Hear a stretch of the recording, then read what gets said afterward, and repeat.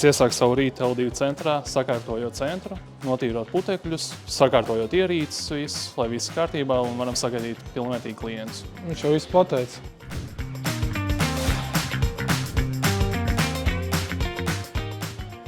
Tāda kartiņa tikai tāpēc, ka mums bija komandas saliedēšanās pasākums, kur mēs sacentāmies uz laiku ar kolēģiem. Kad tika atvērts jaunais L2 centrs, jau mēs kļuvām plašāki ar lielāku asortimentu.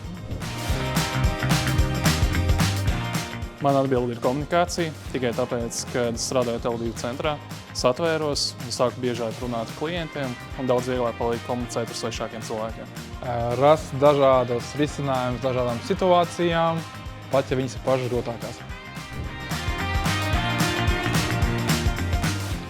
Tātad strādājot L2 centrā, mēs iegūstam veselības apdrošināšanu, kur arī iekļaut sporta zāli, kuru mēs bieži arī apmeklējam, un plus vēl ir apmaksāts tarifs. Attiecīgi nav jāuztraucās par nekādiem sakariem, un viss būs kārtībā. To pašu, ka piemēram mans kolēģis. Palīt.